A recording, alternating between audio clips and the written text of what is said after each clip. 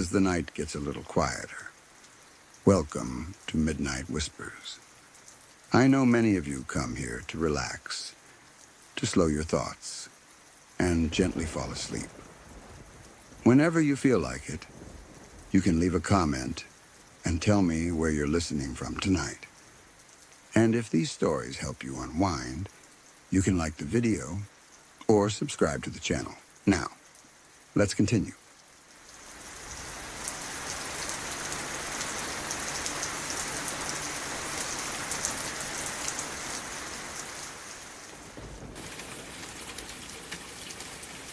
When I was about 7 or 8 years old, I lived at home with my mom and dad in what felt like a completely normal, safe house. At that age, home is the center of your world. It's where you sleep, where you play, where you assume nothing truly bad can happen. I didn't understand danger the way adults do. I understood rules, bedtime, and the comfort of familiar sounds in the night. That night started like any other. I was in my bedroom, half asleep, half awake, the way kids often are in the middle of the night. The house was quiet, the kind of quiet that settles in once adults have gone to bed and the world outside has slowed down. Then I heard voices. At first, the sound didn't scare me. It was men talking in the kitchen. Low voices, not shouting, not whispering either, just talking, calm, casual. The kind of sound that feels ordinary when you're a kid. I remember thinking it was my dad. My dad sometimes had friends over. He had co-workers, neighbors, people he'd talk to late into the evening. In my half-awake mind, that explanation made sense. There was no panic, no immediate fear, just curiosity. I got out of bed. I opened my bedroom door slowly and stepped into the hallway. The house was dark, lit only by faint light coming from downstairs. I walked toward the top of the stairs and stopped there, hovering just out of sight. From where I stood, I could hear the voices more clearly, but I still couldn't see anyone. I listened. The voices were definitely male. More than one. They weren't laughing loudly or making noise like a party. It sounded controlled, focused. I couldn't make out words clearly, but the tone didn't feel playful. Something about that made me pause. I stood there for a long time. I don't know how long exactly. Time feels strange when you're that young, especially in the middle of the night. It could have been a minute. It could have been 10. I remember standing there, holding onto the banister, trying to decide what to do. Part of me wanted to go downstairs.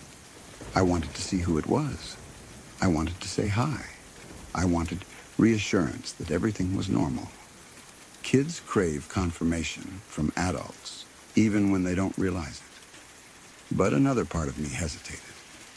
I didn't feel terrified. There was no screaming voice in my head telling me to run.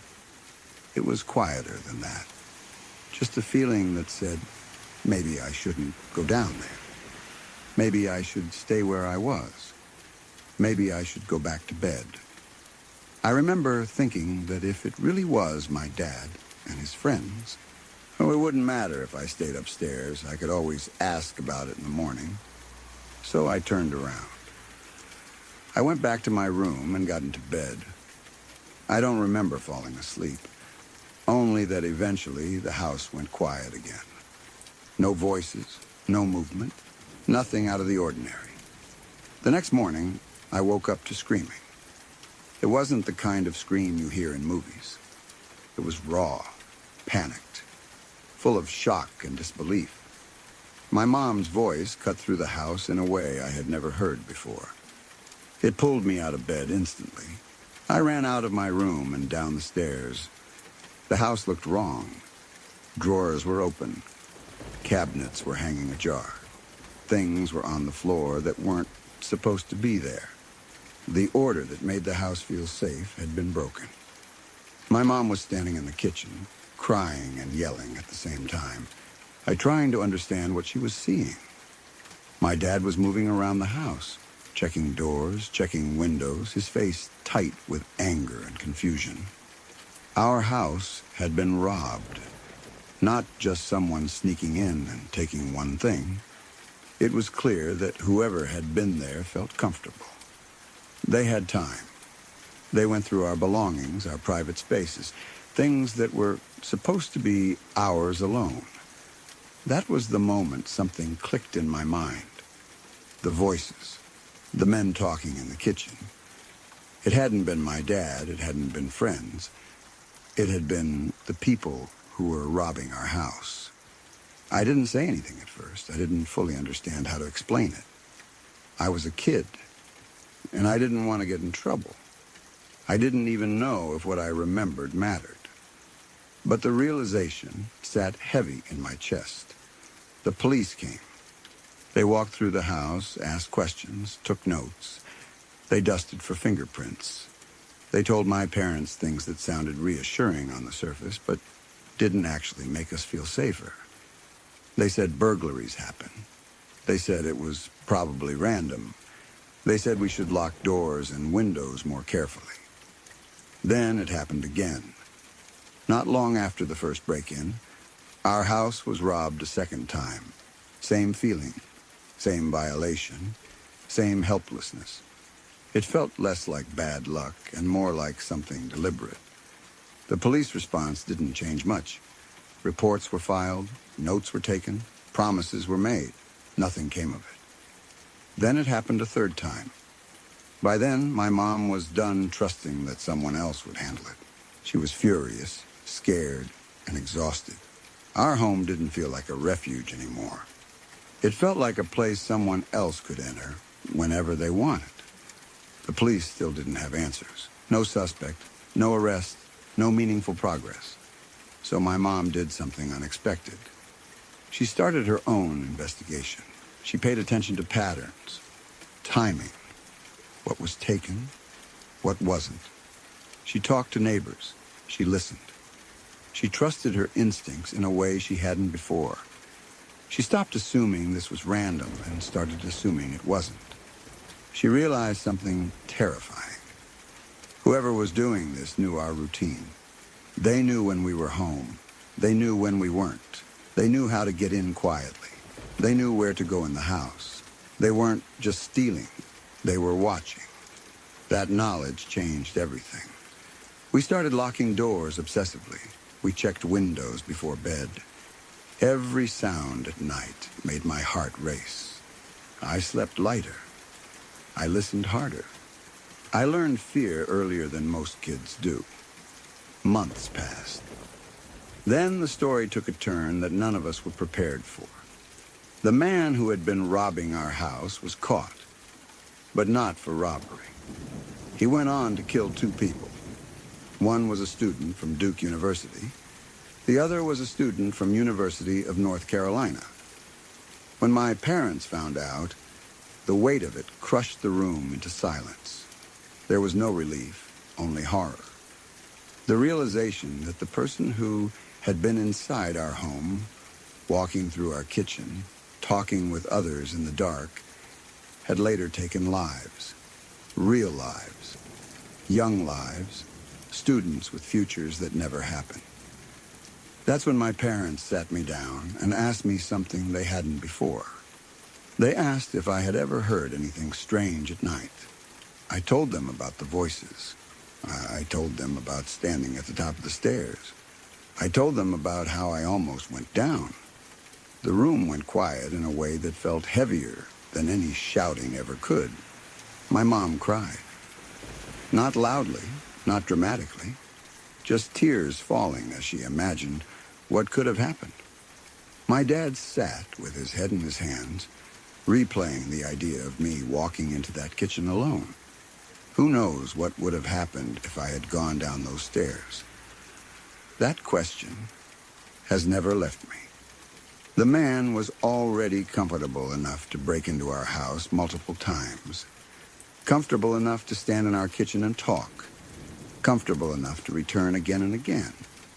Comfortable enough to escalate to murder later on. If I had gone downstairs, I wouldn't have understood danger. I would have assumed they were supposed to be there. I was small, quiet, easy to control. Sometimes survival comes down to instinct you don't even recognize as instinct. I didn't stay upstairs because I was brave. I stayed upstairs because something small and quiet inside me said to wait. As I got older, I understood how close that night was to changing everything. Not just for me, but for my family. I understood how easily a child's curiosity could have led to something irreversible. What haunts me isn't just the crime. It's how ordinary it felt at the time. Men talking in a kitchen. A kid listening on the stairs. A decision made without understanding the stakes. The fact that the police didn't help much at the time adds another layer of anger and frustration. If something had been done earlier, if patterns had been taken seriously, if intervention had happened sooner, maybe those two students would still be alive. Maybe that man wouldn't have had the chance to escalate. But that's the thing about hindsight. It shows you the shape of danger only after it has passed. Growing up, I carried that story quietly. I didn't talk about it often. It wasn't something that came up naturally in conversation, but it shaped me. It made me aware of how thin the line is between normal and catastrophic, how danger doesn't always announce itself with loud noises and obvious threats. Sometimes it sounds like casual conversation in the next room. Sometimes it looks like a choice not to walk down a staircase. Even now, as an adult, I think about that night, about how close it came, about how easily the story could have ended differently, about how many lives were affected by one person who went unnoticed for too long. And I think about the students who never got the chance to grow older. I think about their families. I think about how violence ripples outward, touching people who never even knew the person responsible. And I think about the fact that I'm here. Not because of strength, not because of courage, but because at 7 or 8 years old, I chose to stay where I was and go back to bed. Sometimes, that's all it takes. And sometimes, that's all that stands between a normal childhood memory and something that would have followed me forever.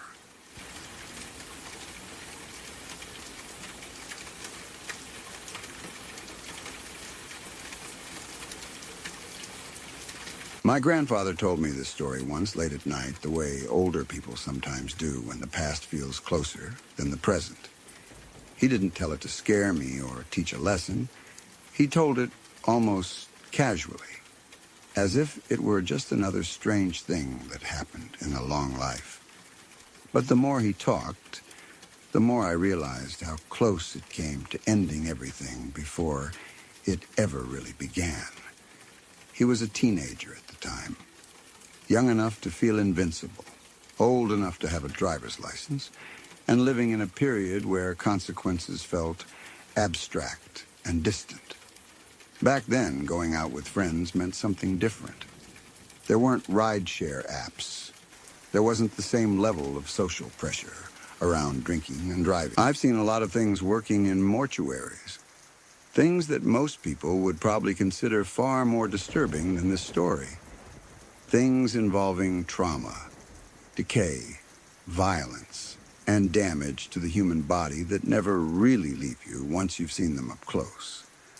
I've handled bodies that were barely recognizable as human anymore. I've smelled things that don't wash out of your clothes no matter how many times you clean them. I've had nights where I went home and sat in silence, trying to shake off what I'd just witnessed. And yet, out of all of that, this is the one moment that still stands out to me. Not because it was especially gory or graphic, but because it felt personal in a way nothing else ever did. It reached past the job, past the professional distance I had built, and hit something deeper. Something I wasn't prepared for. At the time, I was working at a mortuary, And part of my job involved transporting the deceased from one place to another. One of the more common pickups was from the medical examiner's office. When someone dies under certain circumstances, their body goes there first, and once they're released, we're called to bring them to the mortuary. When you pick up a body from the medical examiner, you're given a receipt. It's a formal document that lists all of the personal belongings that are still with the deceased. Jewelry, piercings, clothing, watches, rings, necklaces, anything like that. It's your responsibility to make sure everything listed on that receipt is accounted for once the body arrives. It's a simple but important step, and one you don't skip. That day felt completely normal at first. I went to the medical examiner's office. He assigned the paperwork, loaded the body into the transport vehicle, and drove back to the mortuary. Nothing about the drive stood out. I wasn't distracted or uneasy. It was just another call, another body, another name on a form. By that point in my career, I had done this hundreds of times. When I arrived back at the mortuary, I brought the body into the prep area. The room was quiet, clean, and brightly lit. Stainless steel surfaces, white walls, the faint smell of disinfectant that never really goes away. I clipped the receipt to the counter and got ready to do my checks. I unzipped the body bag. The moment I saw his face, my brain stalled. At first, it didn't fully register. It was like my mind couldn't accept what my eyes were seeing. I remember thinking, very briefly, that I was looking at a reflection or some kind of trick of the light, that maybe I was just tired, that my brain was filling in details that weren't really there, but the longer I looked, the worse it got. The man inside the body bag looked almost exactly like me. Not in a general way, not in a we could be brothers way. It was far too specific for that. He looked like my age. His facial structure was extremely similar to mine. Same general build, same kind of jawline, same nose. Even his expression, relaxed in death, felt uncomfortably familiar. Then I noticed his hair, long, the same length as mine, the same style I wore every day.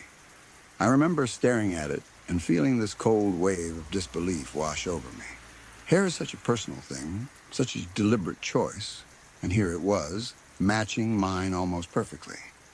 Then my eyes moved to his body. He had tattoos. Not the same designs, but in similar places. Arms, chest, areas that matched my own. Close enough that my stomach twisted when I saw them. It wasn't just coincidence anymore. It was layering, similarities stacking on top of each other until it felt overwhelming. And then there was the jewelry, rings, necklaces, the same general style I was wearing that very day. Minimal, understated, the kind of look that reflects personal taste rather than fashion trends. It felt like looking at another version of myself who had made slightly different choices, but ended up in the same place. Zipped into a body bag. I didn't move. I stood there holding the zipper, my hand frozen in place. My chest felt tight. My breathing slowed without me realizing it. The room felt suddenly too quiet, like all sound had been sucked out of it. I wasn't scared in the way people expect fear to feel. I wasn't jumping or panicking. I was unraveling. All the emotional distance I'd carefully built over years of doing this job vanished in an instant. Every mental barrier I had put up between myself and the dead collapsed. This wasn't just someone else anymore. This was a reflection, a reminder, a possibility. I started thinking things I had never allowed myself to think at work. That could be me. That could be my body on this table. That could be my jewelry listed on a receipt. That could be someone else standing where I was, checking off my belongings and zipping me back up. It felt like staring into a future I wasn't supposed to see. I don't know how long I stood there. Time felt warped. It could have been seconds or minutes. My mind was spiraling, bouncing between disbelief, dread, and this strange detached curiosity about how easily the roles could reverse. Then the embalmer walked in. He came in like he always did, casual, comfortable in the space. He greeted me by name and asked how things were going, not really paying attention to what was on the table yet. Then his eyes dropped to the open body bag. He stopped mid-sentence. There was a pause. Then he said my name again, slower this time, followed by, "Holy shit." He stepped closer, leaned in slightly, and stared. "That guy looks like you." Hearing someone else say it out loud was almost worse than realizing it myself. It confirmed that this wasn't just in my head. This wasn't stress or imagination or projection. The resemblance was real enough to stop another professional dead in his tracks. For a moment, neither of us said anything. Then, somehow, the routine took over again. I finished checking the belongings, my hands moving automatically, even though my thoughts were still scattered. Everything listed on the receipt was there. Jewelry matched, nothing missing. I closed the body bag and stepped back, trying to reclaim the distance I'd lost. But it didn't fully come back. The rest of that day passed in a blur. I did my job, I went home, I ate dinner, I slept. But something had shifted. That image stayed with me. The face, the hair, the tattoos, the jewelry. The feeling of standing over what looked like myself and realizing how thin the line really was. Out of all the cases I've worked, that is the only one that followed me into my dreams. In the nightmare, the roles are reversed. I'm the one lying in the body bag. I can't move, I can't speak. I'm aware but powerless. And standing over me is the deceased man, the one who looks like me. He's calm, professional. He's holding a receipt, checking off my belongings one by one. My rings, my necklace, my tattoos, my hair. He zips the bag. I wake up every time with my heart pounding, the image burned into my mind. I've seen worse things in this job, things that would make most people look away. But none of them ever reached inside me the way that moment did. Because gore is external. It's something you witness, something you process and move past. Seeing yourself in a body bag is different. It forces you to confront the fact that death isn't distant. It isn't abstract. It doesn't belong only to strangers. It wears familiar faces. It shares your taste, your style, your age, and one day, whether you're ready or not, someone else may be standing exactly where you stood, opening a bag, checking a receipt, and seeing you the way I saw him. That's the one that stayed with me. And I don't think it's ever really going to leave. Something that would have followed me forever.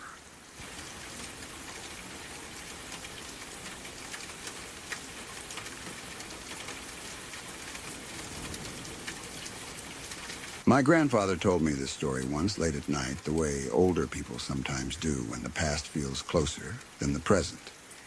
He didn't tell it to scare me or teach a lesson.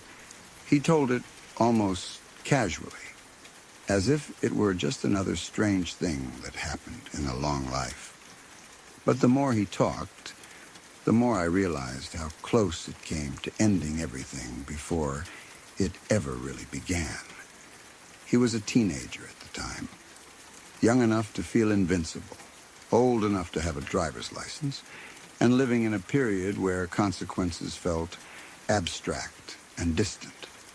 Back then, going out with friends meant something different. There weren't rideshare apps. There wasn't the same level of social pressure around drinking and driving. People did reckless things because everyone around them did the same reckless things, and somehow most of them survived long enough to tell stories about it later. That night, he and a friend decided to go out to a bar. Even now, when he talked about it, there was a hint of disbelief in his voice, like he couldn't quite understand how easily they'd made that decision. They were underage, obviously. But that wasn't much of a barrier at the time.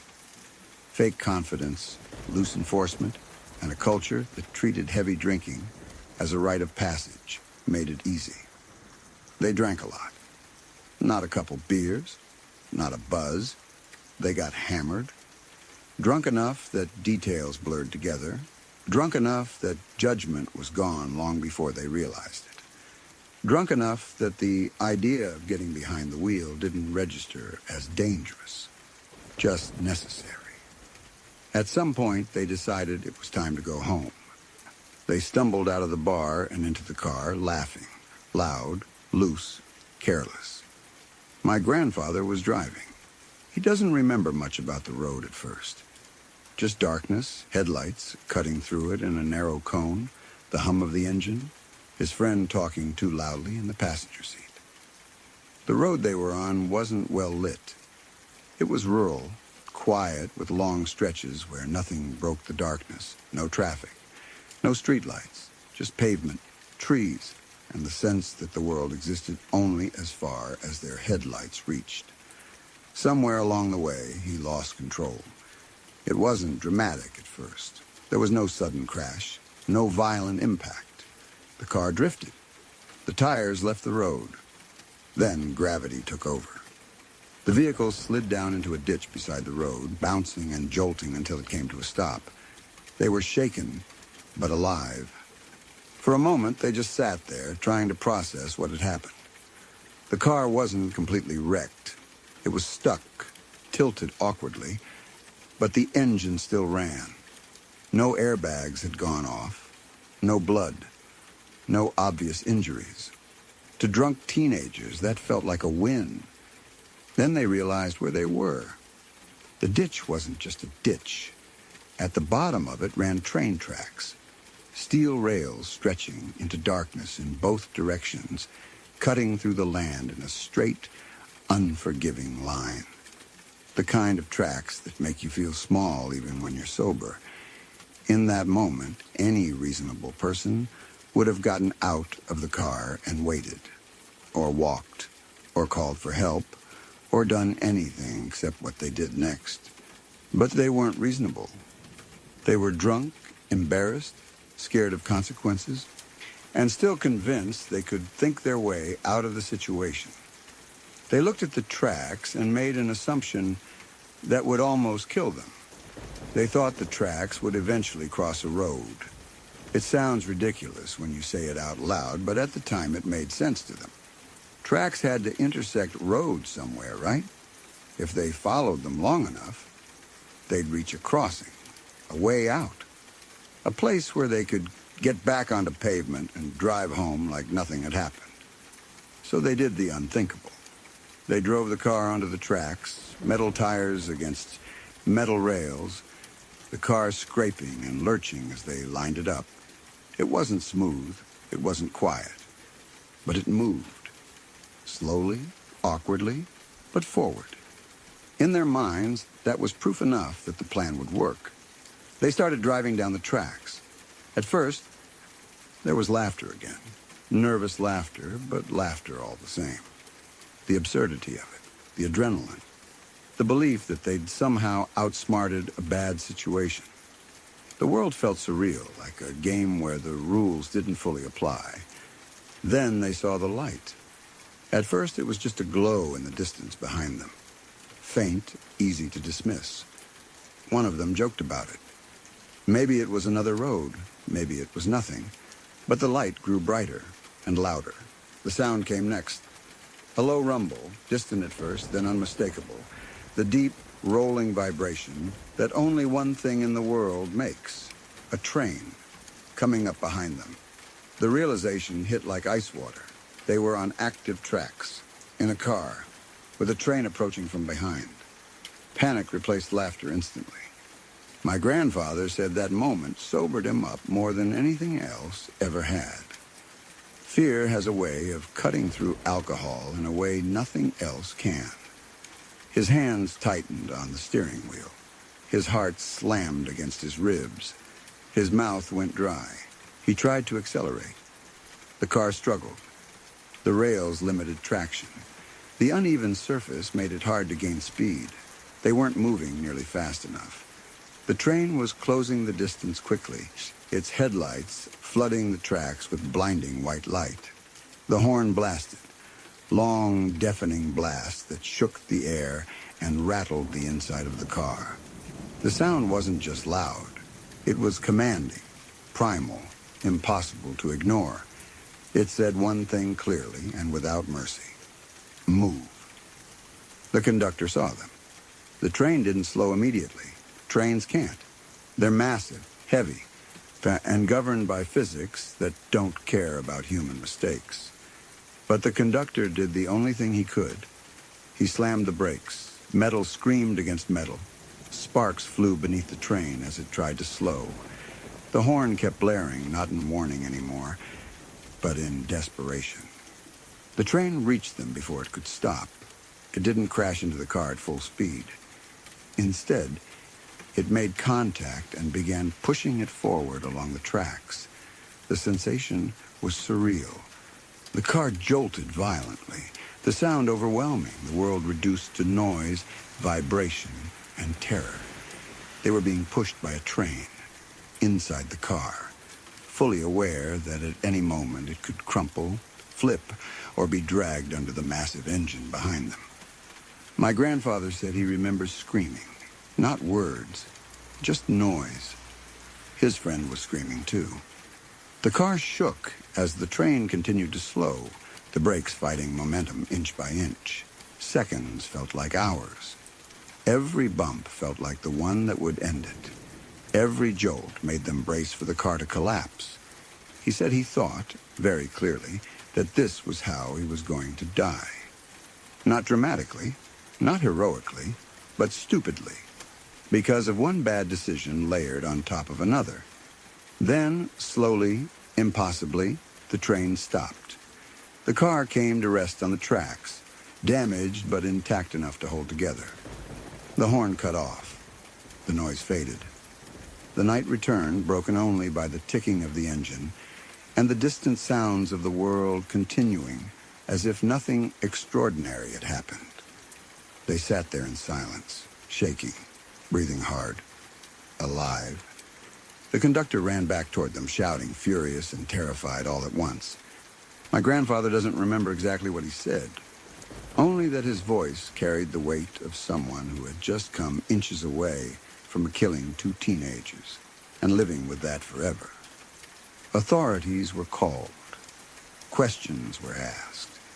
Consequences followed. Though my grandfather never went into much detail about that part. What mattered wasn't the punishment. What mattered was the realization that settled in afterward. They had survived something they absolutely should not have. They had been seconds away from being crushed, dragged, or killed outright. If the conductor had seen them even a moment later, if the brakes hadn't held, if the car had slipped differently on the rails, there would have been no story to tell. When my grandfather finished telling it, he didn't dramatize the ending. He didn't pause for effect. He just sat there, moved quiet for a moment, then shrugged slightly, like someone acknowledging a fact they'd long ago accepted. He said that night stayed with him forever. Not as a nightmare, but as a marker, a dividing line between the person he was before and the person he became after. He never drove drunk again, not once, not even after a single drink. He never joked about it, never excused it. The fear had burned itself too deeply into him. What strikes me most about the story isn't just the danger, it's how close everything came to never happening afterward. If he had died that night, my parent would never have been born. I would never have existed. Entire branches of a family tree erased because of a choice made by a drunk teenager who thought he could outsmart a bad situation. It's strange to think that so much can hinge on moments like that. On a conductor seeing headlights in time, on brakes working just enough, on physics allowing a miracle instead of a tragedy. My grandfather never called it luck. He called it a warning. A warning he survived long enough to understand.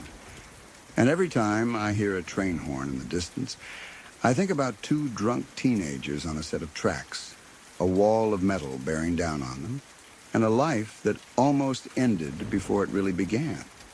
Not because of fate, but because of a choice.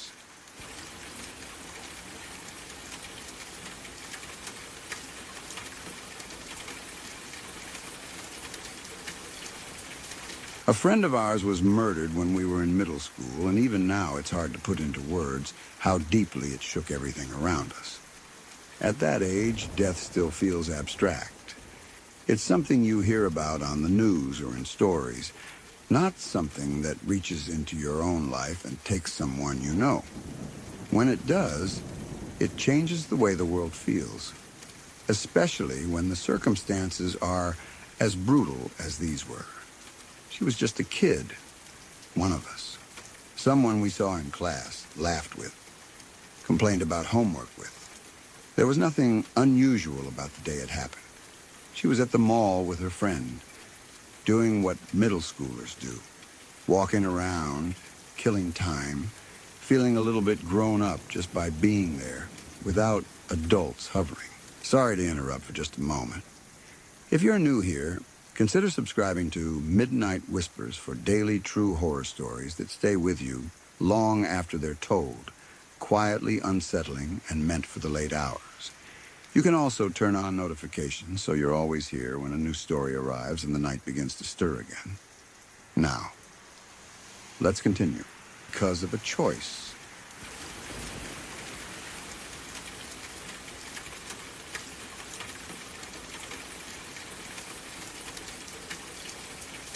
A friend of ours was murdered when we were in middle school, and even now it's hard to put into words how deeply it shook everything around us. At that age, death still feels abstract. It's something you hear about on the news or in stories, not something that reaches into your own life and takes someone you know. When it does, it changes the way the world feels, especially when the circumstances are as brutal as these were. She was just a kid, one of us, someone we saw in class, laughed with, complained about homework with. There was nothing unusual about the day it happened.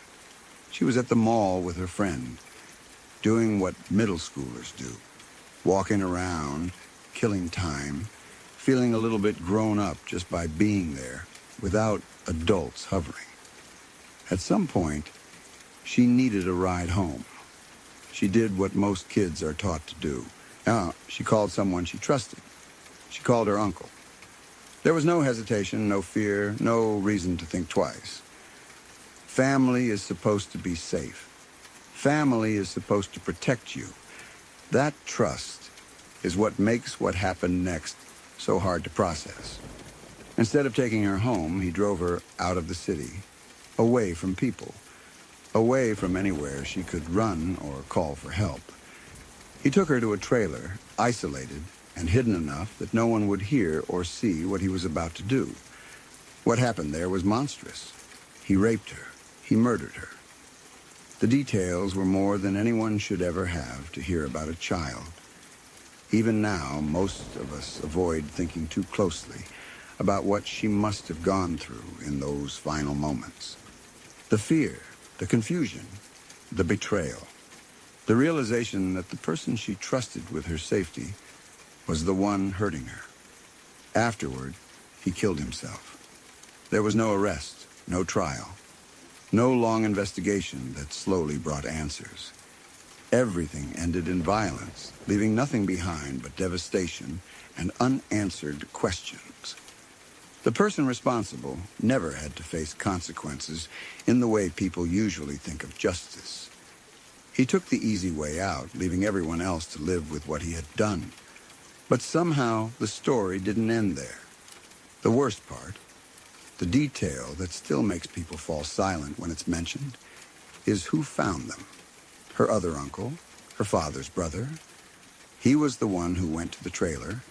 How he knew where to go or what led him there isn't something people talk about much. Maybe he was looking for her. Maybe something felt wrong. Maybe he followed a trail of worry that led him straight into a nightmare.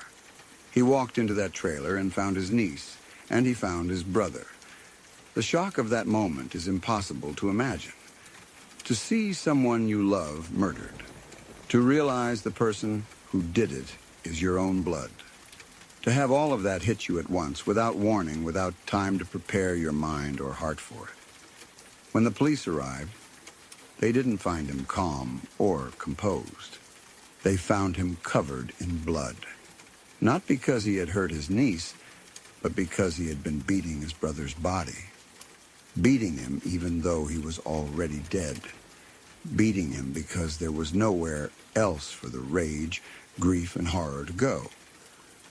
It's hard to judge someone in a moment like that. What do you do when every rule of reality collapses at once?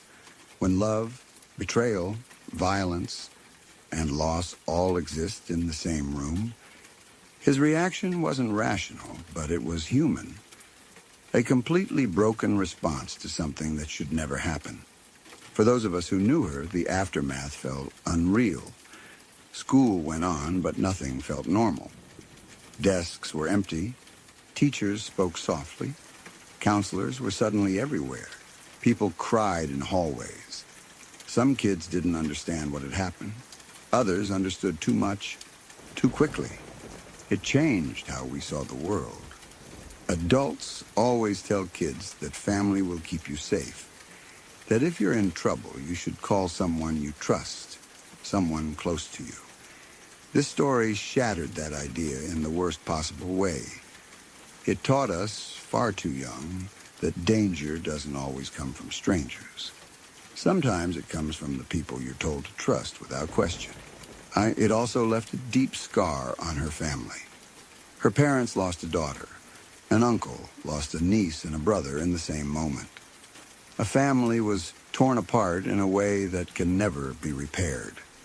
There's no moving on from something like that, only learning how to live with it. Even years later, when people talk about her, the conversation usually goes quiet.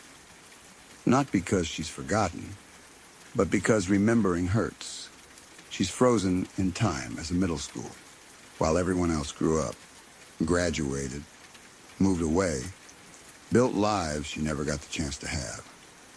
What makes this kind of story especially heavy is that there's no meaning to pull from it. No lesson that makes it easier to accept. No silver lining.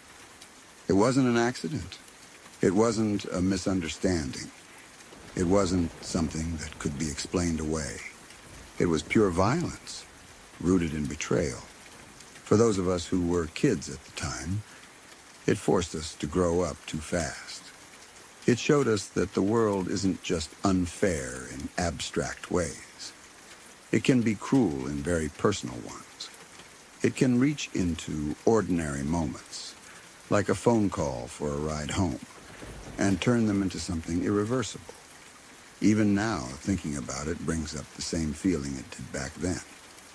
A mix of sadness, anger, and disbelief that something so horrific could happen to someone so young at the hands of someone who was supposed to protect her.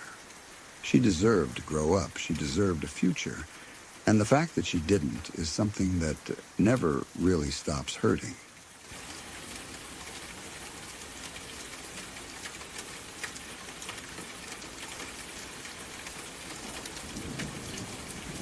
I was riding with my brother in his truck, following behind my mom and dad in their vehicle. We had gone out fishing earlier that afternoon. Nothing special. Just one of those calm, familiar days where everything feels routine. The weather hadn't seemed threatening when we left. Cloudy, maybe, but nothing unusual enough to make us cancel plans.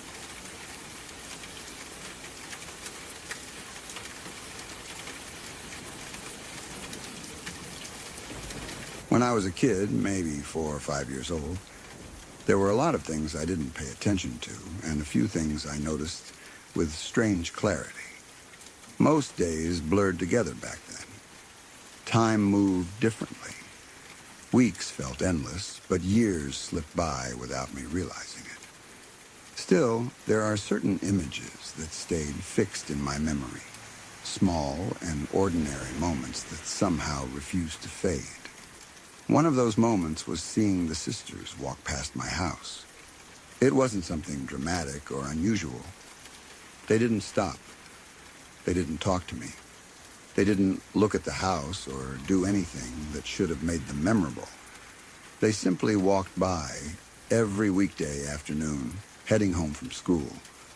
I only knew they were sisters because they walked together, close enough that even a child could sense the bond. One slightly taller, and the other trailing just behind. Sometimes they talked to each other, sometimes they didn't. What made them stand out to me was their uniforms. They wore private school uniforms, neat and consistent. Dark skirts, light shirts, blazers when the weather was cooler. To my child's mind, uniforms meant importance. They meant structure, rules, and a world separate from mine. I didn't go to a private school. I didn't wear anything special when I went outside. I remember thinking they looked official, like they belonged to something bigger and more serious than the rest of the neighborhood. They lived down the street, far enough that I didn't know them personally, but close enough that their daily routine passed directly through my world. My house sat in just the right place. If I was in the front room or playing near the window, or sitting on the steps outside, I would see them pass. It became part of the rhythm of the day. Afternoon meant the sisters would walk by. Sometimes I waved. I don't remember if they ever waved back. Sometimes I just watched them go, my attention drifting back to toys or cartoons as soon as they disappeared from view. To me, they were just another background detail of childhood, like the sound of a neighbor's car or the way the light looked at a certain time of day. Nothing about them felt threatening. Nothing about them felt strange. They were just there. As I got older, I stopped noticing them. Or maybe they stopped walking that route. Maybe they started taking a different path home. Maybe their schedules changed. Childhood habits fade quietly, replaced by new routines and distractions. Eventually, I didn't think about them at all. Years passed. I grew up. I moved through school, through friendships, through all the awkward stages that slowly separate you from the child you used to be. My childhood home became just a place I lived, not the center of my entire universe. The street felt smaller, familiar, safe in that unexamined way you only realize later. Then, about 10 years after those afternoons by the window, I heard the news. It didn't come from a dramatic announcement or a headline shoved in my face. It came casually, the way terrible things often do. Someone mentioned it in conversation. A name came up, a location, a pause. The tone shifted just enough for me to know something was wrong. One of the sisters had been murdered. Not by a stranger, not by someone breaking in from outside. She was killed by her brother in their own kitchen, during what people described as some kind of psychotic break. The details were scarce and fragmented, passed along secondhand, but the core of it was clear enough to make my stomach drop. She died in the place where families eat together. She died in the place that's supposed to be safe. The realization hit me slowly, in layers. At first, it was just shock. The idea that someone so young had been killed at all. Then confusion, trying to reconcile the image in my mind of the girl in a neat uniform walking calmly down the street with the violence of what I was hearing. And then recognition. I knew her. Not really, not in any meaningful way. We'd never spoken. We'd never shared a space or a conversation.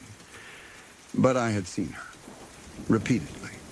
She had walked past my house so many times that her presence had become part of my childhood landscape. That connection made the story feel different. It wasn't a distant tragedy anymore. It wasn't something that happened to someone abstract.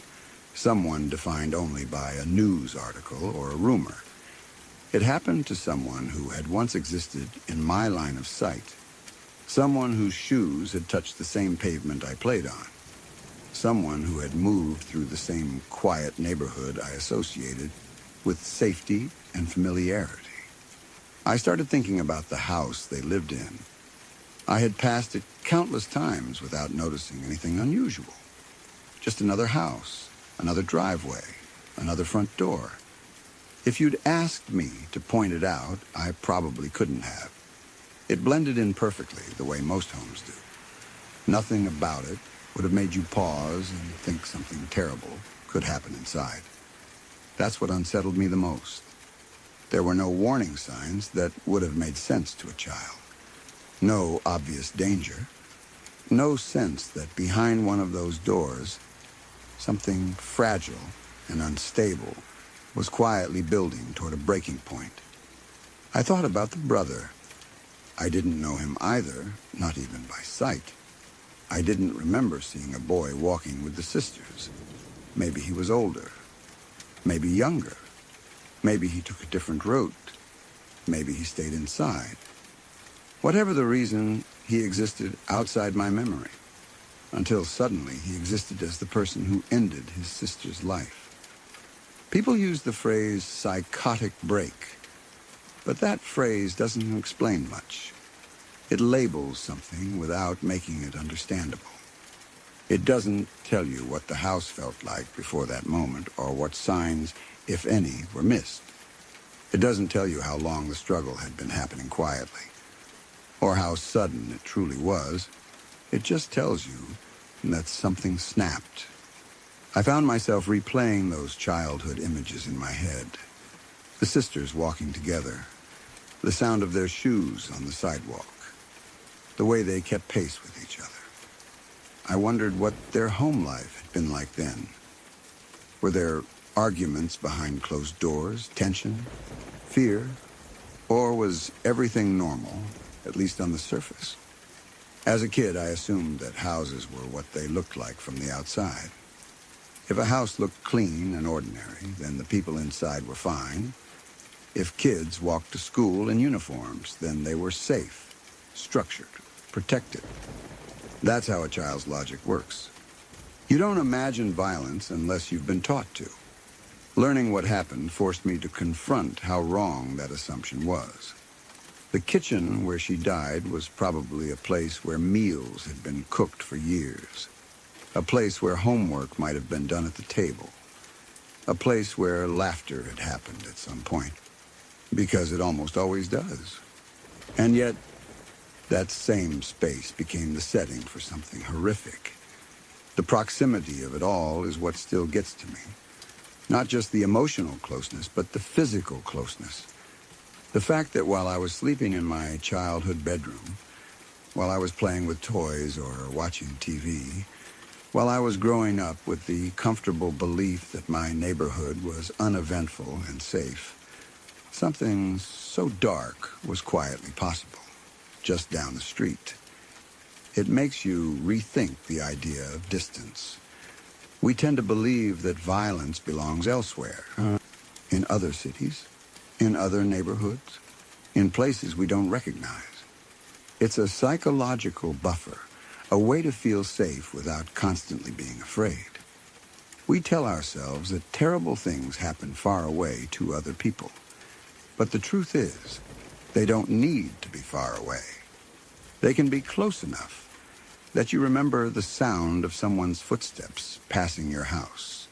That realization didn't make me paranoid, but it did make me more aware, more conscious of how little we truly know about the lives unfolding around us. How many quiet struggles exist behind closed doors.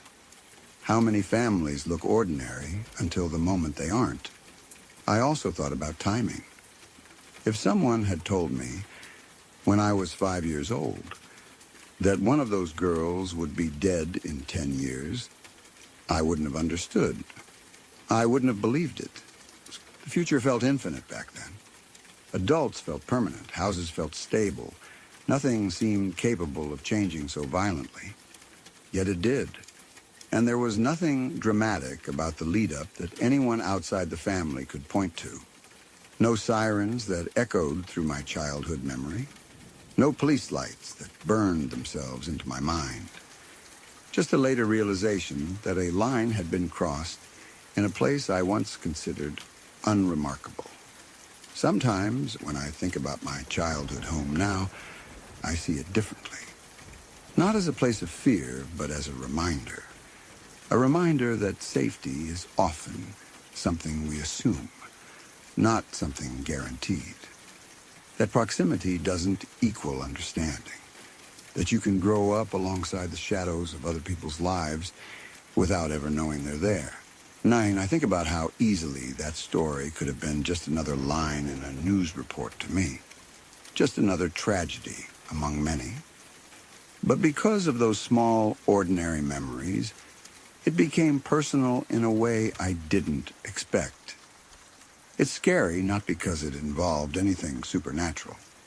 It's scary because it didn't. It was real. It was human. It was rooted in a family. In mental illness, in circumstances that don't announce themselves clearly until it's too late. And it happened in a kitchen, not a dark alley or some distant, unknowable place. You really don't think something like that could happen so close, until you find out that it did. And once you know that, the world doesn't look quite as simple as it did when you were 5 years old, watching two sisters in school uniforms walk past your house, believing that ordinary things always stay ordinary. Sorry to pause for just a moment. If this is your first time here, welcome. I hope you're enjoying the calm so far. If you'd like more nights like this, true stories, gentle rain, no interruptions, please subscribe to Lacuna Noir. It really helps me keep creating these peaceful experiences for you. And tap the bell so you're here every time a new story arrives in the dark. Now, back to the story.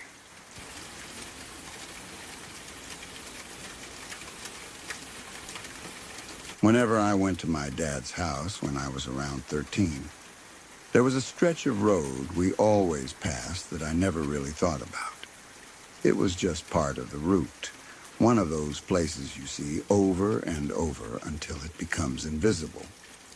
Around the corner of a quiet neighborhood, there was a community garden, neat rows of plants, a small fence, people tending it sometimes. It felt ordinary, harmless, almost comforting in a way. Most of the time, my dad drove, and the fact that she didn't is something that never really stops hurting.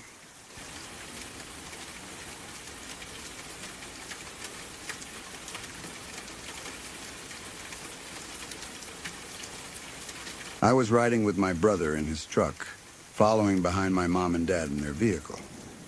We had gone out fishing earlier that afternoon. Nothing special, just one of those calm, familiar days where everything feels routine. The weather hadn't seemed threatening when we left. Cloudy, maybe, but nothing unusual enough to make us cancel plans. Then the rain came. Not gradually, not politely. It hit like someone flipped a switch. The sky darkened fast, and within minutes the rain was coming down so hard it felt aggressive. The kind of rain that doesn't just fall, but slams into the windshield. The radar on my phone lit up deep red right over our area. Anyone who's spent time watching weather maps knows what that color means. Severe rainfall, potential hail, dangerous conditions. The wind picked up almost immediately. I was strong enough that you could feel it pushing against the truck, nudging us sideways in our lane. The rain wasn't just loud, it stung. You could feel it through the glass, hear it hammering the metal roof, the sound drowning out conversation completely. Visibility dropped to almost nothing. The windshield wipers were going as fast as they could, but they barely made a difference. Rain hit the glass faster than the blades could clear it, smearing the view instead of improving it. The road ahead blurred into a gray mess, headlights and taillights stretching into distorted streaks. We had to pick up our speed. Not because we wanted to, but because slowing down felt just as dangerous. Other drivers were struggling too. You could see cars drifting slightly, overcorrecting, braking too hard, then accelerating again. No one had full control. Everyone was just trying to stay upright and pointed forward. The road started flooding. Water pooled in low spots, creeping higher by the minute. You couldn't always tell how deep it was. One moment the pavement looked dark. The next your tires would hit water and the truck would feel light, like it wanted to slide instead of grip. Every second felt tense. I remember gripping the seat and bracing without realizing it. My brother was focused, jaw tight, hands steady on the wheel. But I could tell he was just as uneasy. The truck would sway when a gust hit it just right, and for a split second, it felt like we might lose it. Being 30 miles from home didn't help. There was no quick escape, no nearby shelter, no easy place to pull off safely. Just road, rain, wind, and water stretching out ahead of us. The idea of hydroplaning, of sliding sideways, of drifting off the road into something unseen, sat in the back of my mind the entire time. My dad had suggested earlier that we stay a little longer before heading back. Just 5 more minutes. At the time, that had sounded harmless. 5 minutes doesn't feel like anything. But now, driving through that storm, I kept thinking about it. About how close we had come to delaying. About how quickly conditions had gone from manageable to dangerous. We pushed through, slowly, carefully, doing everything we could to stay aligned with the road. When we finally pulled into our driveway, the relief was immediate and overwhelming. The sound of the rain still roared, but being off the road felt like stepping out of danger and into safety in a single motion. We got inside, soaked, shaken, quiet. Not long after, my mom saw a report. Someone had crashed. They had lost control and rolled into a ditch just 5 minutes after we passed through that exact area. The road there had flooded badly, water about a foot deep. When their vehicle hit it at speed, the tires lost traction, the car slipped sideways, and the force of the water caught it just right, flipping it over. They survived. That's the part everyone focuses on when telling the story. They lived. No fatalities. No tragedy in the way people usually define it. But all I could think about was timing. 5 minutes.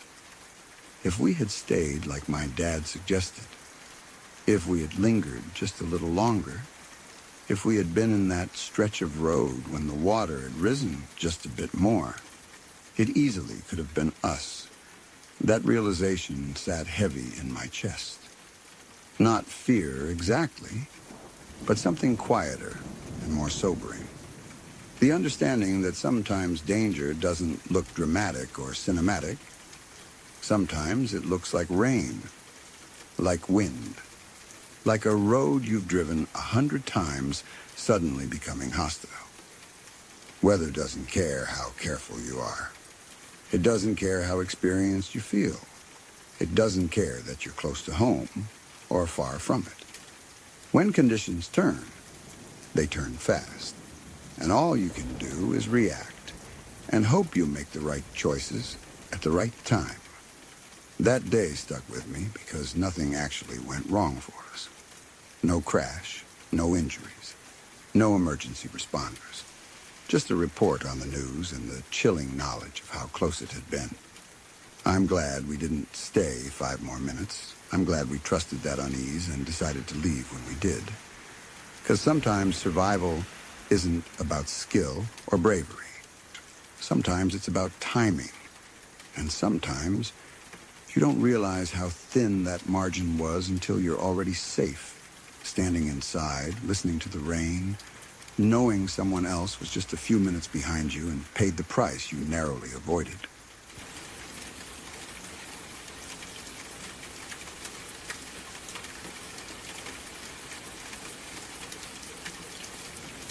When I was a kid, maybe 4 or 5 years old, There were a lot of things I didn't pay attention to, and a few things I noticed with strange clarity. Most days blurred together back then. Time moved differently. Weeks felt endless, but years slipped by without me realizing it. Still, there are certain images that stayed fixed in my memory. Small and ordinary moments that somehow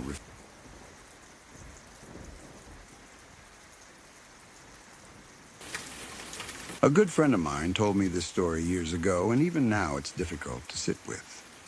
Not because it involves anything supernatural or unexplained, but because it's grounded in something far worse.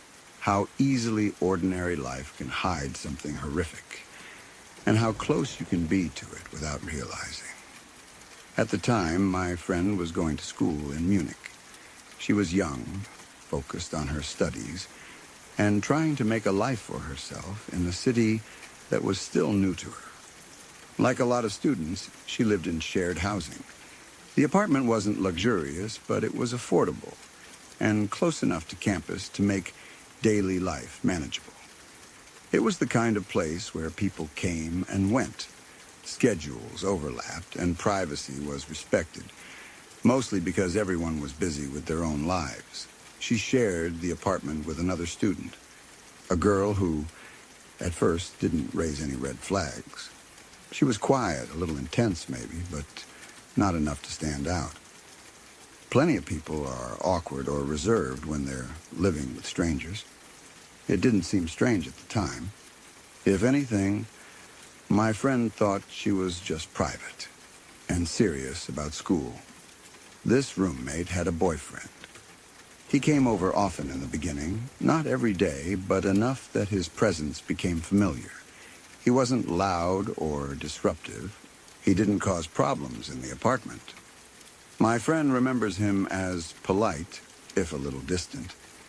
He kept to himself, spent most of his time in the roommate's room, and didn't interact much beyond basic greetings. He was just there.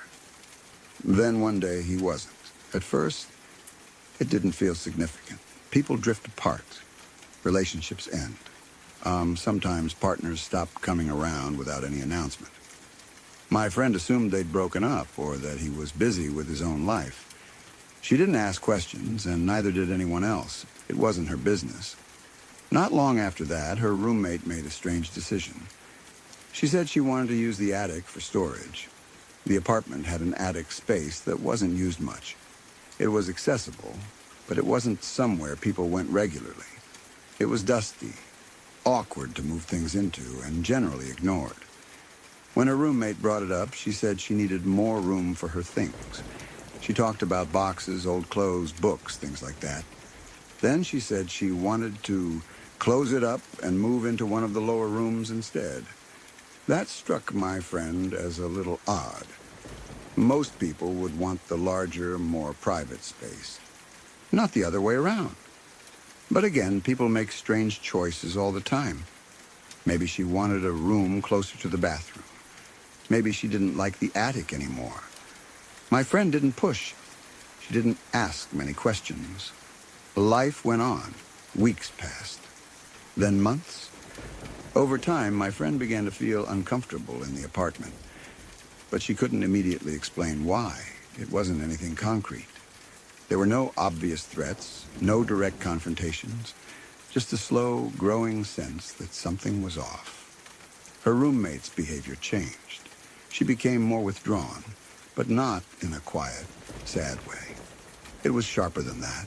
Her moods shifted unpredictably.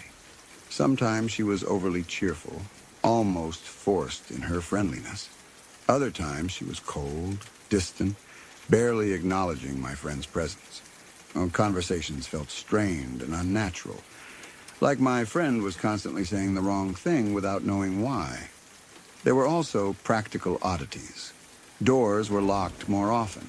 Certain areas of the apartment felt off limits, without being explicitly stated. The attic in particular was suddenly not to be discussed. Any mention of it was brushed off quickly, sometimes with irritation. My friends started spending less time at home. She stayed late at school. She visited other friends more often. She slept elsewhere when she could. It wasn't fear, exactly. More like discomfort that kept growing until it felt heavy. Eventually, she reached a point where she knew she couldn't live there anymore. She moved out. It wasn't dramatic. She gave notice, packed her things, and left. She didn't accuse her roommate of anything. She didn't confront her. She just trusted her instincts and removed herself from a situation that didn't feel right. At the time, she thought that was the end of it. It wasn't. Sometime after she moved out, my friend received a call that turned everything upside down. She was contacted by authorities and told that they needed her to speak in court. Her former roommate was on trial. At first, my friend didn't understand why she would be involved. She hadn't been harmed. She hadn't witnessed a crime. She hadn't even been living there anymore when whatever happened occurred. Then they told her why.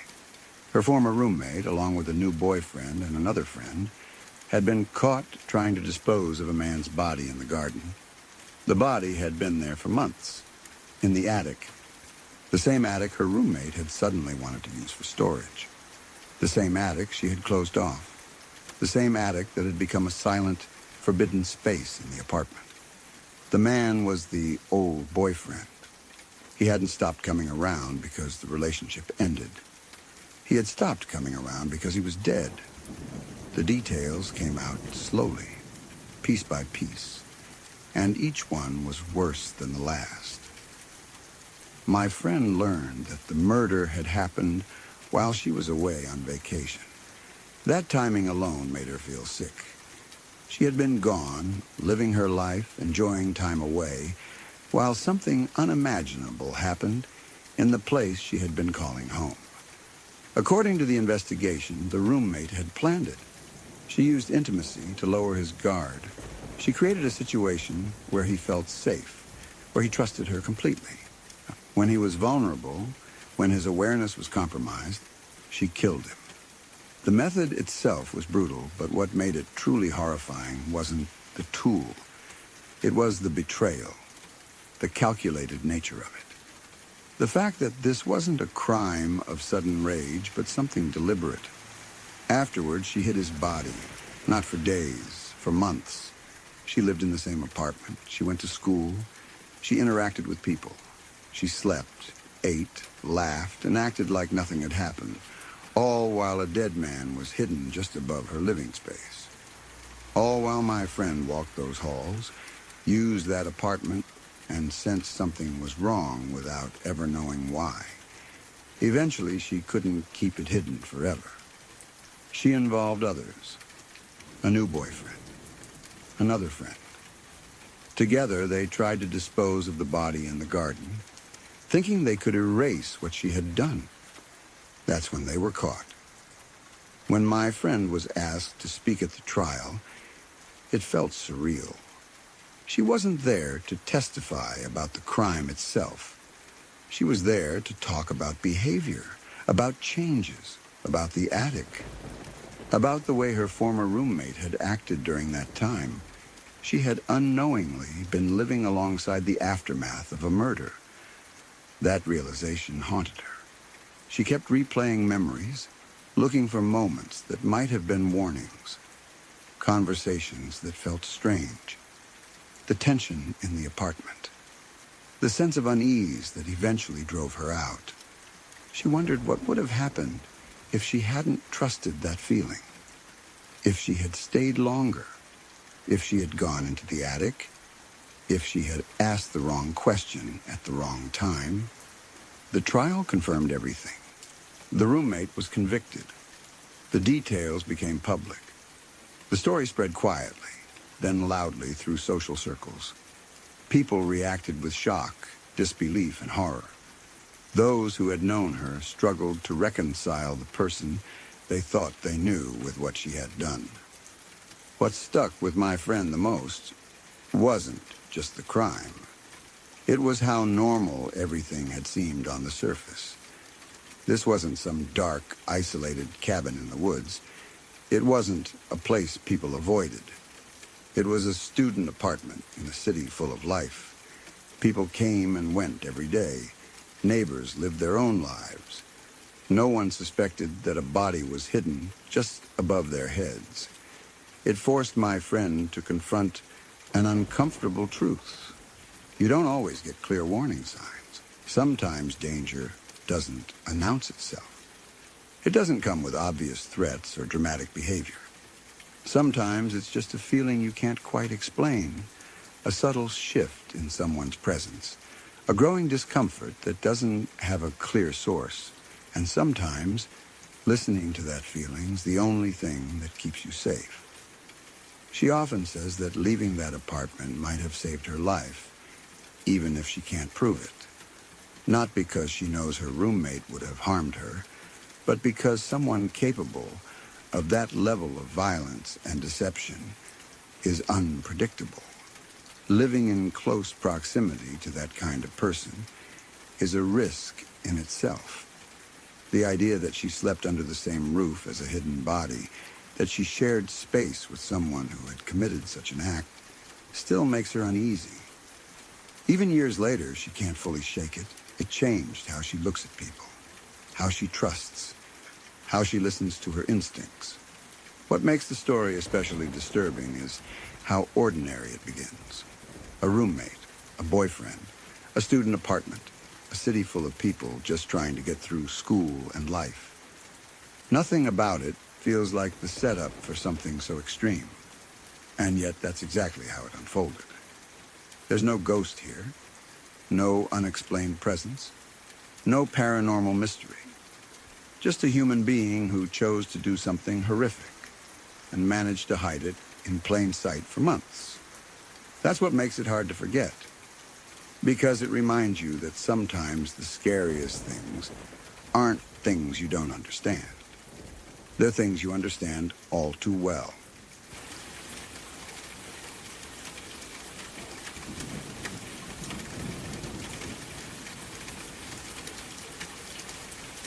When I was about 7 or 8 years old, I lived at home with my mom and dad in what felt like a completely normal, safe house. At that age, home is the center of your world. It's where you sleep, where you play, where you assume nothing truly bad can happen. I didn't understand danger the way adults do. I understood rules, bedtime, and the comfort of familiar sounds in the night. That night started like any other. I was in my bedroom, half asleep, half awake, the way kids often are in the middle of the night. The house was quiet, the kind of quiet that settles in once adults have gone to bed and the world outside has slowed down. Then I heard voices. If you're still here, then these stories didn't simply fade away. They settled in. Every story you heard tonight came from real moments, real people, and real situations where something felt off or nearly went wrong. If you want to keep exploring stories that linger in your thoughts long after the night grows quiet, consider subscribing to Midnight Whispers. There are more stories waiting in the dark, and not all of them let you leave in time.